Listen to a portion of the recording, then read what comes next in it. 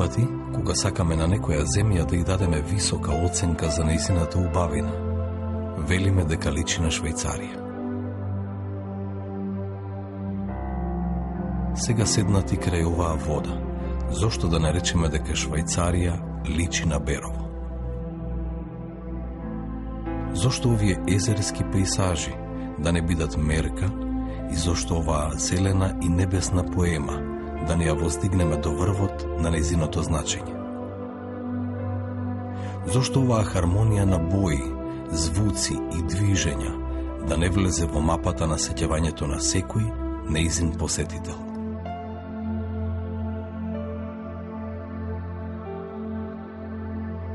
Кога го гледаме Беровското езеро, како да гледаме оросени невестински образи, како да ги слушаме светите ангелски гласови што од небесните пространства се шуркаат по планинските превои и стигнуваат токму во оваа езерска долина да ја донесат свежата слика на прапочетокот на создавањето на светот.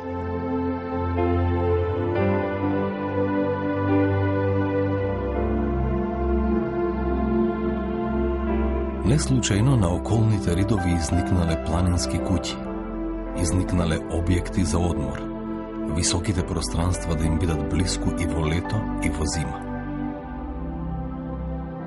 Во благороденото дрво се чувствуваш поблиску до изворот, поблиску до природата. Се чувствуваш ослободен во овој пејсаж, во таа зелена поема. Гостите ги подзема топлината на огништето, ги обзема бојата на фурната, мирисот на лебот печен на жар, ги враќа во детството, како да ги враќа во мајчината утроба.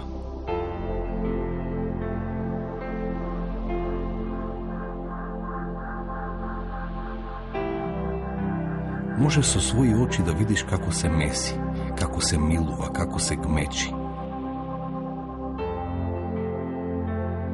Можеш да видиш како се пече, а потоа да ја почувствуваш неговата душа, топла, како што е топла душата на домаќинката.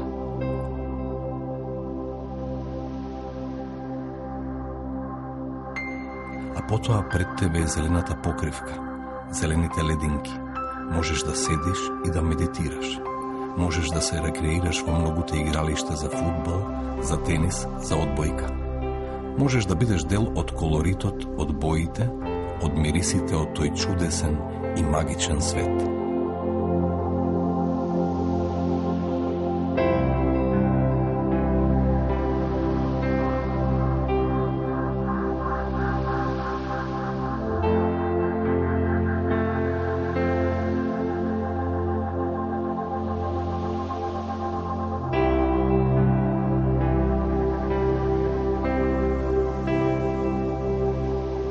И не случајно познати беровски бизнисмени на бреговите на ова чудесно езеро прават туристички објекти за висок туризам, прават резиденцијални апартмани со репрезентативна понуда.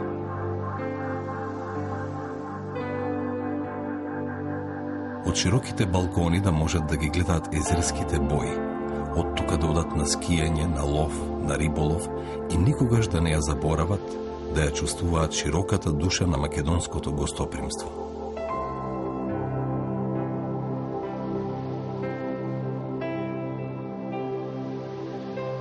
Во големите предности на Малешевијата се и зимските пејсажи, белите и сиви бои кои се отсликуваат во езерото.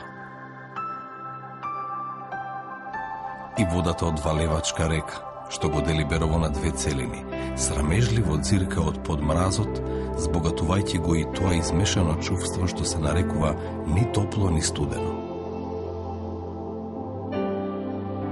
Оваа бела убавина нафатена на дрвјата и распослана по околните планини е доволна покана за сите што се љубители на зимата, на зимските гледки, на зимските спортови.